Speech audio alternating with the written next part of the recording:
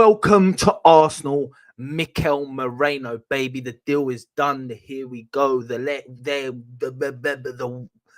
we land.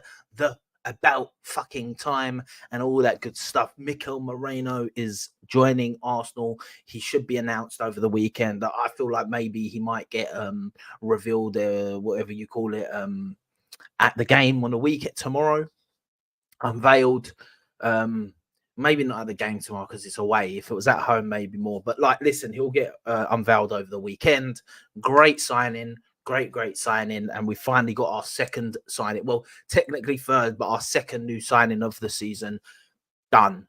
Now we can move to an attacker. That's what we need next. Let's fucking go. We've got a week and a half left. Not even that, like a week, I think, of the transfer window left. Heating up. Players leaving. Players hopefully coming in. And we can move on. Let's talk a little bit about Mikel Merino and what I believe he brings to our team.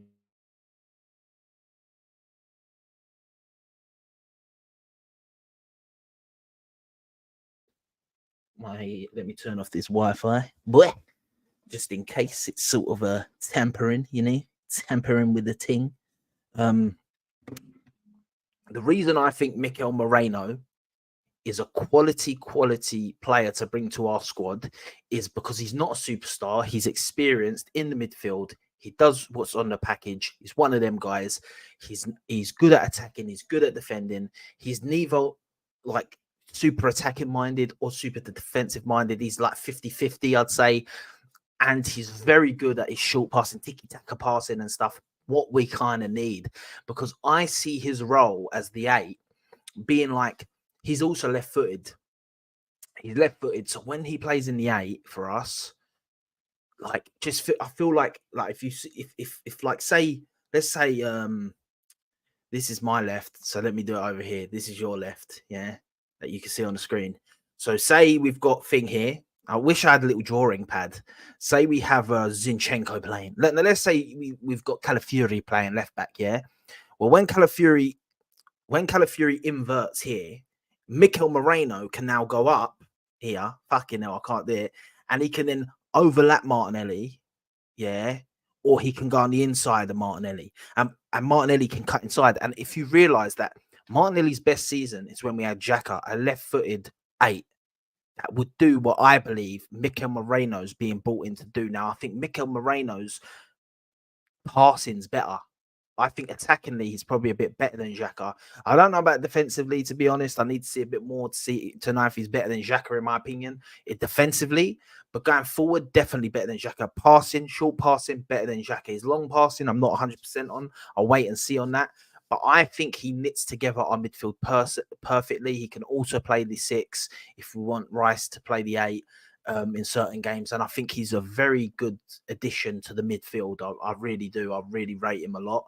I think he's going to be a surprise signing, like for Arsenal. I think for the league, I think a lot of people in the league are like, this signing's okay. Some people like him and like, this is a good signing. A lot of people are saying he's crap signing. I think he's going to be one that surprises a lot of people, and he's going to be very good for Arsenal this season. That is just my humble opinion. Now, you can disagree. You can let me know in the comments below why you disagree. But I think it's a great signing. I think 32 million euros plus 5 million euros in add-ons is a great price. We end up basically getting him for just under 30 mil. I think that's a great price. I know he's got a year left on his deal, but we know how it works now. We know how these clubs and that work. It doesn't matter that they've got a year left. You've got to pay the premium if you really want him. You've got to pay the price. Last season they were asking 55 million from Man City when they looked at him. So, and people want to forget about that. A lot of people saying, no, Man City, Pep Guardiola wanted him, and he was on the list for Pep Guardiola last season, and they went for Nunez instead. So, listen. I think he's going to be a good player for Arsenal. He's a big lump as well. He's about 6'4". I think he's the same height exactly as Calafiori. And if you've seen Calafiori, you know he's a big unit. Great. We're adding that fucking tallness to our team for our set pieces. It's lovely. I love it, mate. I love having a big team. I think it's going to really benefit us. And listen, he's 28, so he brings that experience. And listen, I don't care that he's 28. People are, he's 28. Great, perfect. That means we can bring in a good superstar in the future, and this guy can be a squad player. Like, it's fine. I'm fine with that. Maybe this guy's the stopgap, and next season, not stopgap, I don't want to put disrespect on him, but maybe this season we're going for him. And then next season, we're like, we want to buy a superstar in the midfield next season with a bit more money. So then this guy then becomes more of a squad player. When I say squad player, I think he'll still play a lot of football. I think he'll be important to the squad, to the team. But it's just you can start rotating stuff because you've got him, Rice, Party will be gone. So he'll basically be Party in a sense. And then you'll have, or we bring in a 6 next season. We bring in like a proper world-class 6. And then you can play Rice as the 8, and then you can have Rice can play both. He can play both, so we'll have to wait and see. Maybe next season we look and try and bring Zubimendi in. Like, you don't know. We can see next season, but I think that's why we're doing it at his age. And I think he brings the experience we need in the midfield. People really, really don't understand how key it is to have some more experience in this team. The geezer's just won the Euros. He knows what it is to win cups. He knows what it is to win matches. And for me, that's going to go a long way in the team. Left-footed as well, as we all know, great. And yeah, listen, I just think he's going to be a quality player for Arsenal, and I think he's going to be the main. To be honest, I think Partey ends up becoming a bit of a sub for us this season, a bit more of like a squad player, squad rotation player. I think it makes a lot of sense too, because with Partey and his injuries, you don't really want to run him into the ground. So I think it would be him. But I think Rice, Moreno, and Odegaard's our main midfield going into this season once he's embedded in. And I think that's going to be our main midfield. He also never really gets injured. I'm just going to check his injury history. Let me just check. By the way, last season he got in the league, he got 8 GA, not the best, not the worst. He also got 3 GA in the Champions League, so he was involved in the Champions League for them. So listen, all in all, last season he got 5, 6, 7, 8 goals and 5 assists. That's not bad. That's not bad if we're talking about Rice getting GA and then this guy getting GA. All of a sudden, we're getting quite a bit of GA from our fucking more defensive slash further back midfielders. So he got 9 assists and 2 goals the season before in the league. So listen, for me, great returns from him. Let's just check his injury history. By the way, I've spoke to a lot of Newcastle fans, and they've said the same thing to me. They were gutted when he left Newcastle. They were really gutted when he left Newcastle. They thought that he was one of their best players, and they didn't really want him to go. So at the end of the day, I'm happy with him. Injuries, yeah. Last season, he missed 2 games. The season before that, he missed 4 games. The season before that, he missed 6 games. The season before that, he missed 1 game. There was the season before that, he missed 14, including club and country, but that was like a one-off season. So he's never missed more than 6 games in the season, really, apart from that one freak season. And listen, if you see it 6-4-2, so maybe this season 0, baby. So he's not injury prone at all. He's fit most of the season. Great to see, and great to add to the squad. Listen, I'm going to leave it there. There's not much else to talk about really with Mikel Merino. We'll have to wait and see. And the one thing I'll tell people, right? Both sides of the spectrum, right? I believe I'm in the middle. I think he's a good signing. I think he's good. What he's going to bring to the squad is good. I personally say that. But I'm not here saying this guy is world-class. This guy is out of this world. Yeah? Now, this is what I say to everyone. The extremists on both sides. Don't overrate him and start saying Modric and it's trying to compare him to these sort of men. And at the other side, don't start saying he's shit, he's useless. Why have we got him? Just wait and see.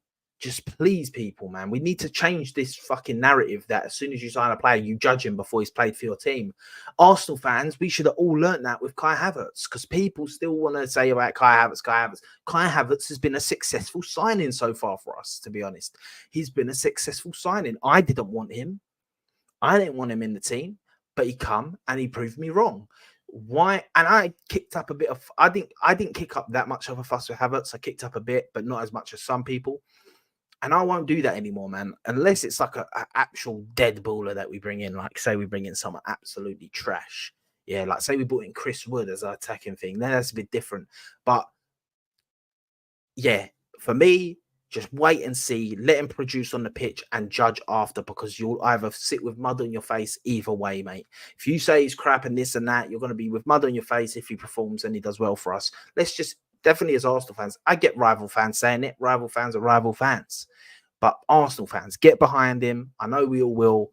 And make sure we give him a fair chance. I don't think people will be that angry at this signing.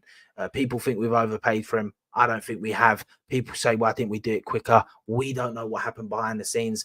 How do we know? They weren't budging. They wanted 40 million, straight 40 million, and we were trying to get it down, and they were playing hardball. We do not know. We always have to remember, it's not all down to you.